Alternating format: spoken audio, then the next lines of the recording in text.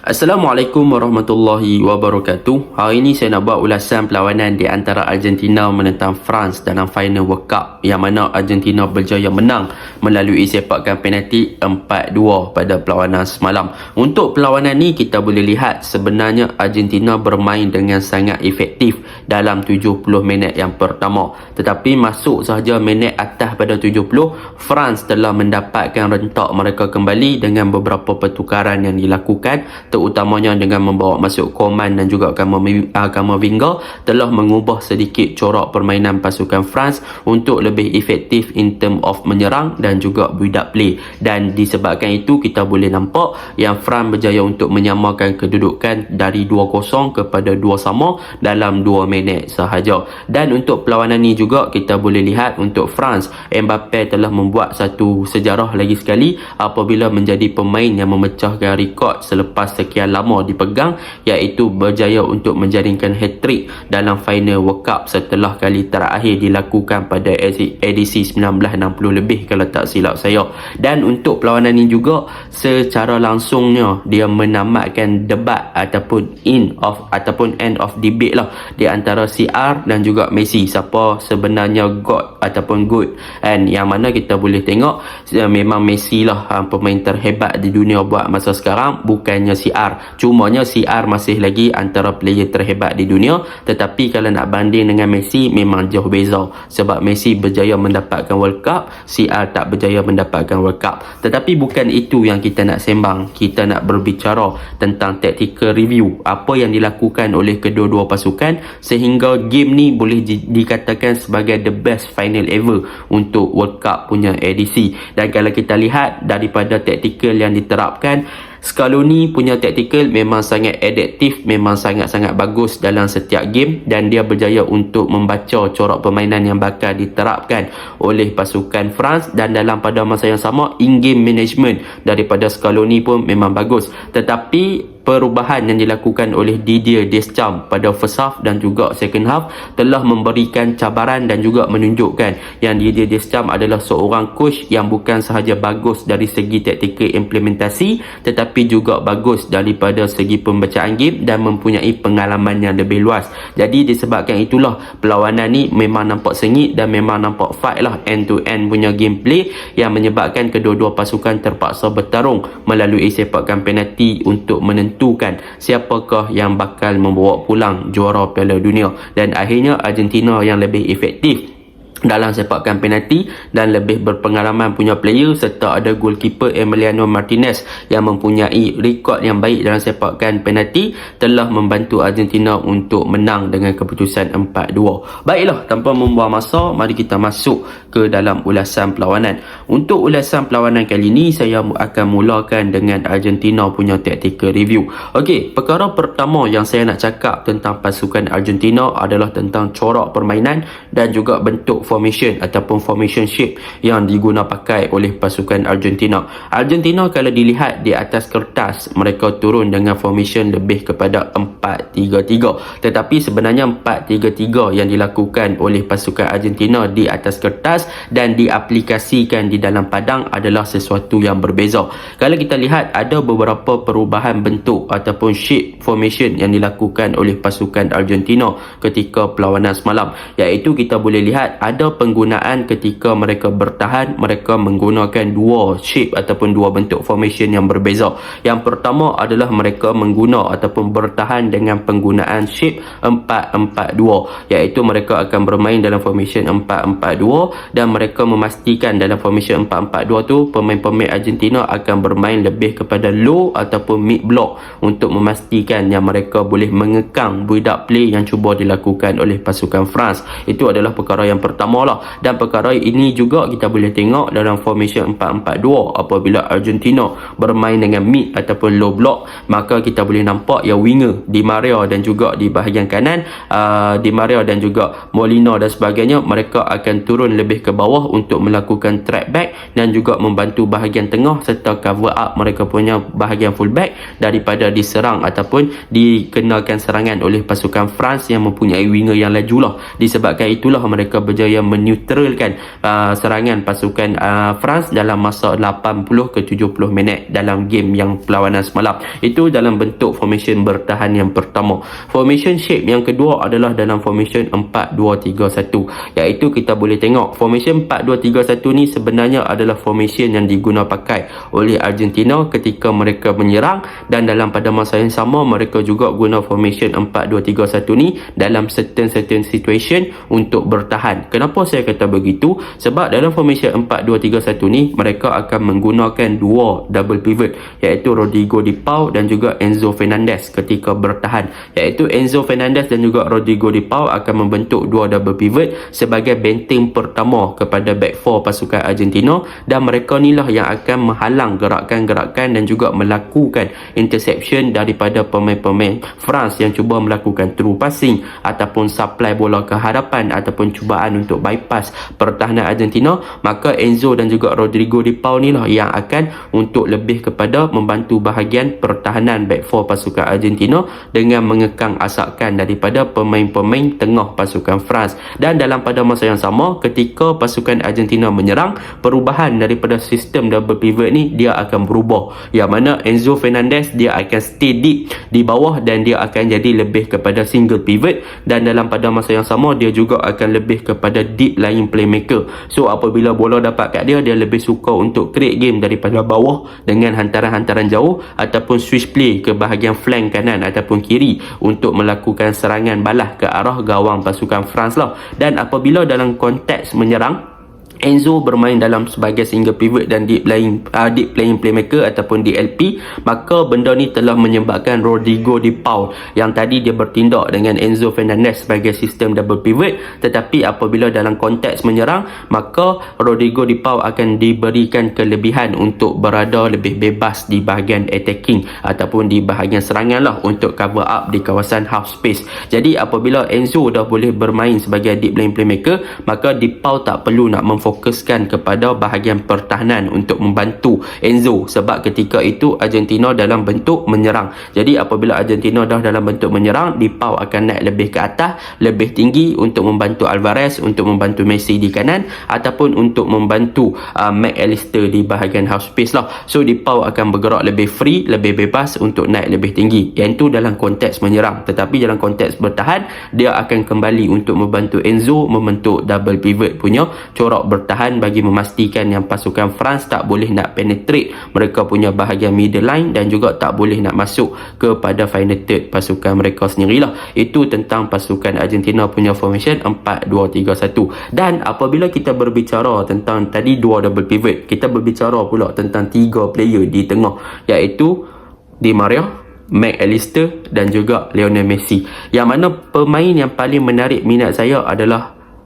Di Maria, yang mana untuk game ni apa yang dilakukan oleh Scaloni, jurulatih Argentina, adalah beliau memastikan yang Di Maria diletakkan di bahagian kiri dan bermain di bahagian flank kiri dengan keadaan yang lebih lebar ataupun untuk cover up di bahagian wide area. So Di Maria dia akan bermain sebagai touchline winger, dia akan cover up bahagian wide area untuk memastikan yang Konde akan selalu attract kepada dia, dan apabila Konde attract kepada dia, dia akan sentiasa mencipta situasi 1v1. So kita boleh tengoklah bagaimana pasukan Argentina memastikan yang mereka berjaya untuk attack the weakest line ataupun weakest part untuk pasukan France, iaitu Julius Koundé. So apabila Julius Koundé asyik kena attack dengan Di Maria yang cover up bahagian wide area di bahagian kiri pasukan Argentina ni, apa yang berlaku kepada gerakan build up play daripada pasukan France akan agak terbatas. Sebab apa? Sebab mereka akan menyebabkan Dembele untuk melakukan track back ataupun turun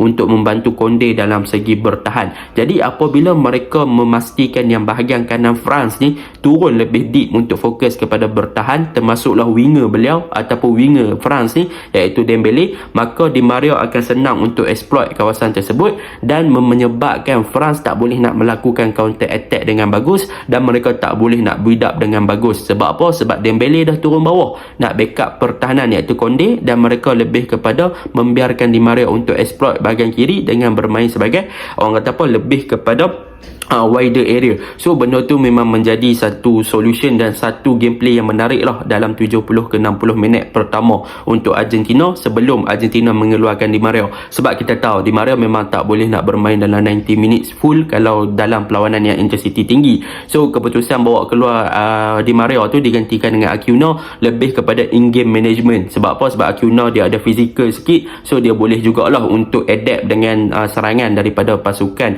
France yang mana second half mereka bawa masuk Coman dan sebagainya kan. So itu adalah satu taktikal yang menarik juga daripada Scaloni. Tetapi dalam in term of Di Maria memang dia diguna pakai untuk lebih cover up bahagian wide area untuk memastikan yang dia boleh beat Conde, dan dalam masa yang sama dia attract Dembele untuk turun ke bawah dan menyebabkan Dembele tak boleh nak fokus kepada attacking phase, dan benda tu menyebabkan Dembele pun tak berfungsi dengan baik dalam 40 minit pertama dan beliau terpaksa dikeluarkan lah, diganti dengan Kolo Muani, dan juga Giroud pun kena bawa keluar diganti dengan Marcus Thuram. So benda tu memang sangat efektif tentang Di Maria. Dan kita kepada Mac Allister. Bagi saya Mac Allister untuk World Cup kali ni, beliau adalah pemain yang sangat-sangat underrated kan, pemain Brighton.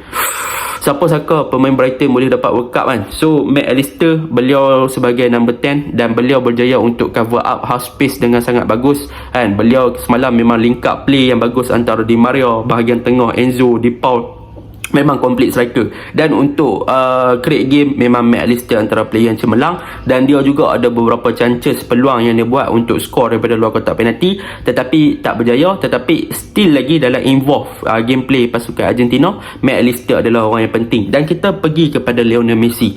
Lionel Messi kalau kita lihat untuk game ni dia lebih banyak cover bahagian flank kanan lah kan, berbanding di bahagian tengah. Tetapi apa yang menariknya tentang penggunaan Messi adalah beliau tak bermain sebagaimana Di Maria main. Di Maria main dia cover up bahagian wide area untuk beat one on one punya situation dengan Conde. Tetapi Messi di bahagian kanan, beliau adalah lebih kepada player yang bermain dengan lebih narrow, iaitu lebih ke bahagian tengah, dan dalam pada masa yang sama dia akan exploit space ataupun ruang yang ditinggalkan oleh Theo Hernandez, yang mana Theo Hernandez akan bertindak untuk lebih ofensif. So bila mana dia ada ruang kosong tu, memang kita boleh tengok Messi banyak kali exploit ruang-ruang tersebut untuk attack pasukan France dengan gerakan-gerakan tersebut. Dan Julian Alvarez lebih kepada untuk attract defense, create space dan open game. Dia bukannya typical striker untuk skor lah. Jadi secara overallnya kalau kita lihat kepada gameplay pasukan Argentina, mereka memang bermain dengan bagus lah. Memang dengan sangat solid dalam formation 4-2-3-1, 4-4-2 dan juga 4-3-3 yang sangat fluid dan boleh berubah mengikut keadaan semasa. Dan yang paling penting, mereka punya pressing. Kalau kita lihat dalam formation 4-3-3 pasukan Argentina adalah Alvarez, Messi dan juga Di Maria. Apa yang dilakukan oleh mereka bertiga ni, mereka akan melakukan pressing forward, iaitu Messi akan lebih kepada cover up Upamecano, dan juga Alvarez akan tutup ruang passing space dan juga passing line antara Tchouaméni, iaitu Tchouaméni adalah orang yang paling penting dalam pembinaan build-up play untuk pasukan France. Tetapi Alvarez dah tutup ruang tersebut, dan Di Maria dia akan memberi pressure kepada Conde. So apabila dalam situasi tersebut berlaku, maka banyak pergerakan build-up play daripada bawah yang akan diguna pakai oleh pasukan France tidak menjadi. Sebab apa? Mereka telah ditekan oleh 3 attacking pasukan Argentina, dan dalam pada masa yang sama mereka punya midfield department tak boleh nak bergerak dan tak boleh nak menerima bola untuk progress the ball lebih kepada bahagian lebih tinggi untuk menyerang pasukan Argentina lah. That is a good thing lah. Dan kalau kita lihat juga pergerakan daripada Griezmann memang dikawal ketat oleh Enzo Fernandez. Enzo memang cover Griezmann gila-gila, sampai Griezmann yang sebelum ni kita tengok dia boleh efektif off ball movement dia bagus, tetapi untuk game ni Griezmann memang susah nak buat something lah. So benda tu memang kita boleh nampak lah Enzo daripada segi in term of defensive dia bagus, man marking bagus, dan dalam attacking pun dia bagus sebagai deep lying playmaker. Dan yang terakhir, secara konklusinya untuk pasukan Argentina ni, kalau kita lihat kepada pasukan Argentina, goalkeeper dan defend dia tak ada lah orang kata apa, mereka bukannya defend yang terkenal, tetapi defend mereka adalah average player. Tetapi in term of semangat, spirit, mereka disiplin yang tinggi. Mereka berjaya memastikan yang France dalam 70 minit tak boleh nak buat apa-apa. Tetapi mereka sedikit lalai lah 2 minit, minit 80 tu mereka lalai, mereka dihukum lah kan, mereka mereka dihukum, dan juga di extra time pun mereka dihukum. Tetapi nasib baik dibantu oleh kecemerlangan Emiliano Martinez, yang mana Emiliano Martinez berjaya untuk menafikan satu percubaan yang menarik daripada Kolo Muani, kan. Dia berjaya untuk menyelamatkan Argentina daripada kalah, dan untuk sepakan penalti pun Martinez berjaya untuk memainkan satu peranan yang penting, terutamanya daripada psikologi, kan, yang mana dia memang shithousery gila-gila lah player-player France dan sebagainya. So benda tu memang bagus. So memang saya kata saya respect lah dengan Martinez, walaupun perangai dia lock sikit, tapi dia adalah goalkeeper yang cemerlang lah, kan. Jadi secara overallnya gameplay semalam dalam 10 minit terakhir tu France memang attacking gila-gila. Memang Argentina tak dapat settle down. Masuk extra time, Argentina cuba cari balik momentum dan berlakunya pertukaran, yang mana pertukaran ni bagus in-game management yang dilakukan, iaitu membawa masuk Paredes dan juga Martinez, yang mana Scaloni nak ada orang yang lebih bertindak lebih ofensif. Cumanya berbezanya adalah Martinez dia tak boleh nak contribute banyak, kan. Apabila Martinez banyak peluang yang ada, kan, tetapi gagal di score. Memang Martinez antara the biggest flop player untuk Argentina pada season ni, ataupun pada World Cup kali ni. Lautaro Martinez lah di bahagian striker, kan, yang mana boleh saya katakan Emiliano Martinez menyebabkan Argentina menang World Cup, tetapi untuk Lautaro Martinez dia menyebabkan France boleh bawa game sampai ke final, sampai ke sepakan penalti. So beza dia kat situ lah, walaupun nama dua ada Martinez, kan. Cumanya berbeza striker dengan keeper. Yang tu untuk pasukan Argentina, kan. Jadi tahniah untuk Messi dan rakan-rakan, memang deserve menang lah, kan. Untuk pasukan France pula, apa yang boleh saya katakan, France sebenarnya mereka dalam 70 minit mereka mengalami kesukaran. Mereka mengalami kesukaran dalam first half pun mereka mengalami kesukaran. Kenapa mereka mengalami kesukaran? In term of kalau kita tengok build up play yang dilakukan oleh pasukan France, mereka suka build up play daripada bawah, dan mereka akan membentuk back three lah, iaitu Condé, Upamecano dan juga Varane. Yang mana Condé untuk game ni memang tak boleh nak bertindak sebagai defensive right back ataupun center back lah, sebab kita boleh tengok memang Di Maria pressure dia banyak beat dia dalam situasi one on one. So Condé pun tak boleh nak tinggi, dia tak boleh nak bertindak dengan ofensif, memang susah nak beat. Dan untuk game ni pula France juga seakan-akan hilang ataupun mati kutu bagaimana mereka nak adapt dengan pressure ataupun tekanan serta defensif disiplin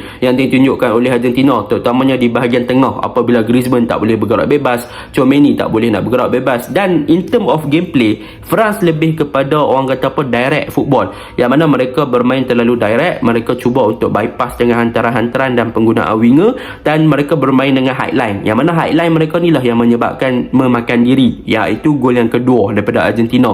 Yang mana kita boleh tengok apabila France dalam transisi untuk build up daripada bertahan ke menyerang, mereka kehilangan bola, Argentina counter macam tu saja and goal. Benda tu memang orang kata apa, kesilapan lah, sebab France memang terlalu direct. Jadi apabila terlalu direct, defend net terlalu tinggi, maka dekat situ senang kena counter. Apabila kena counter memang habis lah untuk gol kedua tu. Tetapi nasib baik lah performance France ni, apa yang boleh dibanggakan adalah pertukaran, yang mana Didier Deschamps dia nampak yang Giroud dan juga Dembele tak apa perform, dia lakukan pertukaran. Dia bawa masuk Marcus Thuram, bawa masuk Kolo Muani, yang mana kemasukan kedua player ni adalah untuk memastikan Mbappe lebih kepada more to striker. Mereka berdua cover right and bahagian kiri dan kanan, so mereka lebih kepada winger. So apabila Mbappe masuk ke bahagian lebih ke tengah ataupun narrow punya gameplay, so Mbappe boleh lebih fleksibel, lebih bebas, dan hasilnya Mbappe gameplay ni memang world class lah. Dan dalam pada masa yang sama, Marcus Thuram dan Kolo Muani ni mereka ada physical, mereka boleh beat pertahanan pasukan Argentina dengan physical, dengan pace yang mereka ada.